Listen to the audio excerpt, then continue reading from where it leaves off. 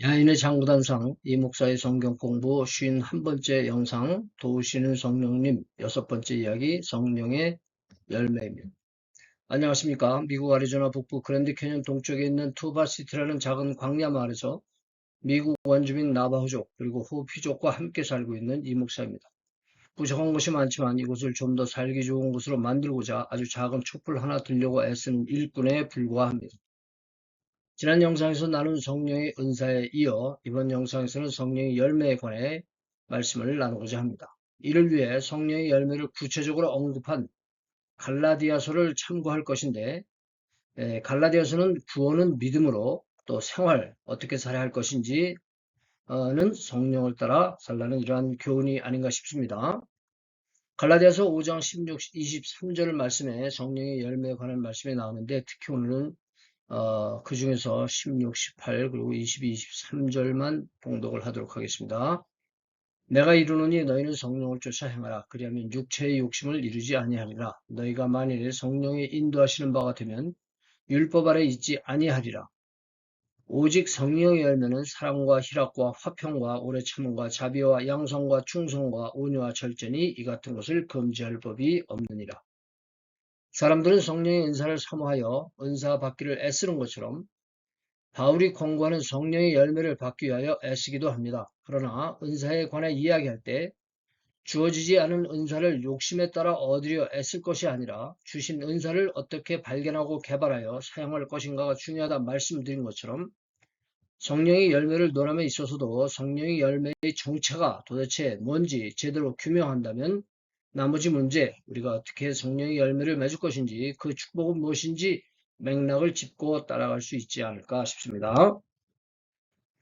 그렇다면 위에 언급된 9가지 성령의 열매는 도대체 무엇인지 제가 우선적으로 이제 결론을 한번 내리고 들어가겠습니다. 저희 결론, 물론 저희 결론입니다.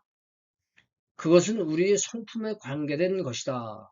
즉 성령의 열매는 우리의 성품에 관계된 것이다. 성품 그 자체, 우리의 성품을 말씀하시는 것이 아니에요. 예.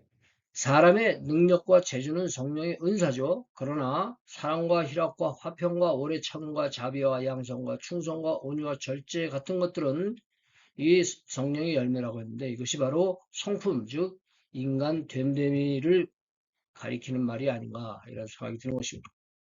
그러므로 우리는 성령의 열매를 달라고 금식하고 철야하고 나무를 뽑으면서 매달리기보다는 말씀을 마음에 간직하고 간절히 기도하는 가운데 제가 성령 충만에 대해서 말씀드릴 때 기도로 비우고 말씀으로 채우자 하는 말씀을 드렸지 않습니까? 우리의 품성을 들여다보면서 그 품성이 위의 열매처럼 주님을 닮아가기 위해서 우리의 부족한 현실을 직면하고 그것을 개선시키기 위하여 불철주야 부단히 우리 자신의 품성을 개선시켜야 하지 않을까 이런 생각을 하게 되는 것입니다. 이것이 힘듭니다. 제가 이런 말씀 드리는 걸 제가 잘 하기 때문이 아니라 이것이 원칙이기 때문에 말씀을 드리죠. 그래서 우리가 이것을 순간적으로 이룬다고 하는 것은 불가능하죠. 아니면 어쩌면 우리는 그 방향을 향해서 나갈 뿐, 아래 마태복음 5장 48절에 그러므로 하늘에 계신 너희 아버지의 온전하신 것 같이 너희도 온전하라고 했는데 그것을 우리가 어떻게 이룰 수 있겠습니까? 죽어도 못 이룹니다. 영원에도 우리는 하나님과 같이 온전해질 수가 없어요. 그러나 그것을 목표로 해서 정말 하루에 반 걸음씩 나아가더라도 끊임없이 자기 반성과 수련으로 이와 같은 성품으로 조금씩 발전할 수 있도록 노력하는 자세를 요구하는 것이 아니냐. 그것을 말씀과 기도과 함께, 기도로 비우고 말씀으로 채우는 하나님의 온전하심을 바라보며 그것을 목표 삼아서, 이상이 제가 나누고 싶은 성령의 열매 맺기의 비결입니다. 나누고 싶고 이루고 싶은 그 성령의 열매 맺기 비결이 아닌가. 그런데 위 구절이 오늘 우리가 본 그 갈라디아서의 말씀이 바울이 예로 들었다. 제가 예로 들었다는 말씀 표현을 썼습니다. 바울이 예로 드는 성령의 열매, 성도의 품성인과 동시에 그렇다고 한다면 우리 성도의 품성에 대해서 베드로도 우리에게 이야기를 하고 예수님께서도 우리에게 이야기를 하십니다. 그래서 베드로가 제시하는 성령의 열매 그리고 주님이 알려주시는 성령의 열매를 우리가 한번 돌아보기를 원합니다. 자, 베드로는 어디에서 성령의 열매, 즉 성도의 품성을 권고하고 있느냐? 예, 베드로후서 1장 4절부터 10절의 말씀입니다. 이로써 그 보배롭고 지극히 큰 약속을 우리에게 주사 이 약속으로 말미암아 너희로 정욕을 인하여 세상에서 썩어질 것을 피하여 무엇에? 예, 무엇에? 신의 성품에 참여하는 자가 되게 하렸으니 성품, 예, 성품에 참여하는 자가 되게 하렸으니 그 무엇입니까? 이러므로 너희가 더욱 힘써 너희 믿음이라는 성품, 믿음의 덕의 지식을, 지식의 절제의 인내를, 인내의 경건의 형제의 우애를, 형제의 우애의 사랑을 구하라.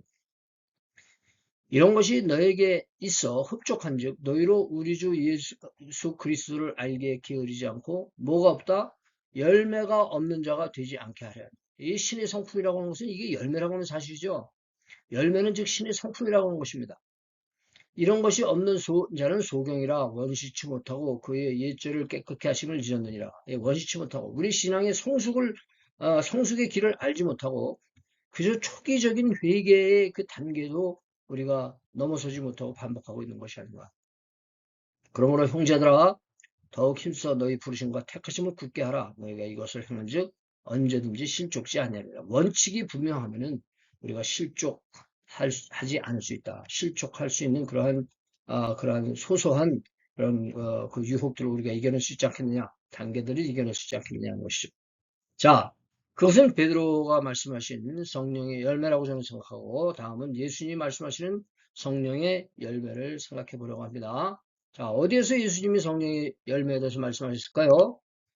저는 여러 군데서 말씀하셨겠지만 우리 품성에 대해서 여러 가지 말씀하셨겠지만 특히 마태복음 5장 산상수훈에 나오는 그 첫머리에 나오는 팔복에서 우리 예수님이 말씀하시는 우리의 갖춰야 할 성품을 우리가 돌이켜 볼 수 있지 않을까 이런 생각이 드네요. 심령이 가난한 자는 복이 있나니 천국이 저희 것이며 애통하는 자는 복이 있나니 저희가 위로를 받을 것이며 온유한 자는 복이 있나니 저희가 땅을 기업으로 받을 것이며 의에 줄이고 목마른 자는 복이 있나니 저희가 배부를 것이며 긍휼히 여기는 자는 복이 있나니 저희가 긍휼히 여김을 받을 것이며 마음이 청결한 자는 복이 있나니 저희가 하나님을 볼 것이며 화평케 하는 자는 복이 있나니 저희가 하나님의 아들이라 일컬음을 받을 것이며 의를 위하여 핍박을 받은 자는 복이 있나니 천국이 저희 것임이라. 예. 참 우리가 이 말씀에 비춰볼 때 정말 우리가 어떻게 이렇게 심령이 가난하지 못하고 애통하지 못하고 온유하지 못하고 이런 긍휼히 여기지 못하고 그 참지 못하고 예 마음이 청결하지 못하고 화평하지 못하고 이렇게 하는 걸 생각할 때 큰 도전을 받게 됩니다. 자, 바울, 베드로 그리고 예수님이 언급하신 각각의 열매는 그 말들이 표현들이 어려운 말이 아니에요. 어려운 말이 아니까 우리가 스스로 묵상하면서 생각해보고 우리에게 적용을 해보는 것이 좋을 것 같습니다. 대신에 두 가지 문제만 더 말씀드리고 오늘의 영상을 마치려고 하는데요. 첫째는 은사와 열매의 관계 비교입니다. 은사는 우리가 할 수 있는 그런 재주, 또 재능, 열매라고는 하는 사람의 품성 이렇게 얘기했는데 도구와 사역자의 품성의 차이겠죠. 분명히 다른 분야 같지만 이 두 가지가 한 사람 안에서 이루어진다고 하는 사실입니다. 사역은 무조건 하나님이 주신 은사로 하나님을 섬기는 것이고 열매는 하나님 앞에서 내가 어떤 사람이어야 하느냐 하는 문제. 그러므로 품성과 사역은 함께 이루어져야 한다는 것이죠. 어떠한 일을 하더라도 우리가 그 재주만을 가지고 일하는 것이 아니라 그 품성을 갖추고 일을 하는 것이 정말 우리에게 진정한 축복이 되는 일이다. 이렇게 생각을 하는 것이죠. 그런 의미에서 우리의 성령의 열매라고 하는 것은, 이 품성이라고 하는 것은 산속에서 고립돼서 우리가 모든 유혹으로부터 단절된 상태에서 모든 섬김에서 단절된 상태에서 우리가 느끼는 그런 나 자신의 품성이 아니라 이 관계와 섬김 중에 나타나는 자신의 품성. 참 이것이 쉬운 일이 아니죠. 관계와 섬김 중에 나의 어떠한 품성이 나타나냐. 어떠한 품성이 그 사람에게 표현되냐. 이것이 참 우리에게 큰 도전이고 참 문제가 되기도 합니다. 두 번째는 성령의 열매와 일의 열매의 차이입니다. 일의 열매. 일의 열매. 제가 일의 열매라는 표현을 써봤습니다. 마태복음 7장 20절에 보면 예수님이 이러므로 그의 열매로 그들을 알리라 하셨어요. 이러므로 그의 열매로 그들을 알리라. 많은 사람들이 이 구절을 알고 인용합니다. 그런데 그들이 이거 보십시오. 예수님이 그의 열매로 그를 안다고 하지 않습니까? 나에게 이런 열매, 그들에게 이런 열매가 있지 않습니까? 이런 식으로 얘기를 하는데 잘못 이해하고 이 열매를 잘못 이해하고 잘못 말하고 있지 않은가 이런 경각심이 들어서 제가 오늘 이 두 번째 성령의 열매와 일의 열매의 차이를 제가 특별히 강조하고 싶습니다. 많은 사람들이 오해하는 듯한 이 말씀의 뜻을 예수님이 이어지는 21, 27절에서 설명해 주고 계십니다. 우리가 한번 보겠습니다. 나더러 주여 주여 하는 자마다 천국에 다 들어갈 것이 아니요 다만 하늘에 계신 내 아버지의 뜻대로 행하는 자라야 들어가랴. 예, 하나님 아버지의 뜻대로 행하는 것이 무엇인가 우리가 좀 염두에 둬야 돼요. 자, 어떤 일이 있었습니까? 20절에 그날에 많은 사람이 나더러 이르되 주여 주여 우리가 주의 이름으로 선지자 노릇하며 주의 이름으로 귀신을 쫓아내며 주의 이름으로 많은 권능을 행치 아니하니까 내가 은사를 행했다는 거예요. 어떤 실적을 올렸어요. 실적을 올렸어요. 그것이 하나님의 뜻이냐 궁극적인 뜻이냐 그리고서 나는 하나님의 뜻을 이루지 않았을까 이렇게 생각을 하는데 23절에 뭐라고 말씀하십니까? 그때 내가 저희에게 밝히 말하되 내가 너희를 도무지 알지 못한다 그랬어요. 도무지 알지 못한다. 이게 영어 성경으로는 좀 재밌습니다. I never knew you. 그러니까 너희들이 이러한 실적을 쌓을 때 나는 너희들을 이미 알지도 못했다. 너희들과 함께 하지도 않았고 알지도 못했다. 이런 뜻 아닙니까? 그래서 뭐라고 말씀하세요? 불법을 행하는 자들아 내게서 떠나가라. 여기서 아버지의 뜻이 뭡니까? 이렇게 행하고 이렇게 내세우는 것이 아버지의 뜻입니까? 그게 아니라는 것이죠. 불법을 행하는 자가 내게서 떠나가라. 이렇게 준엄한 말씀을 하시고 계십니다. 그러고는 누구든지 나의 이 말을 듣고 행하는 자는 그 집을 반석에 지은 지혜로운 사람 같으니 그러니까 이 말을 듣고 행하는 자 무엇입니까? 이것은 어떤 형식적인 외형적인 가시적인 물량적인 그 결과가 아니라 실적이 아니라 그것을 우리가 어떤 자세로 하느냐. 네. 비가 내리고 창수가 나고 바람이 불어 그 집에 부딪히되 무너지지 아니하나니 이런 주초를 반석 위에 놓은 연고요.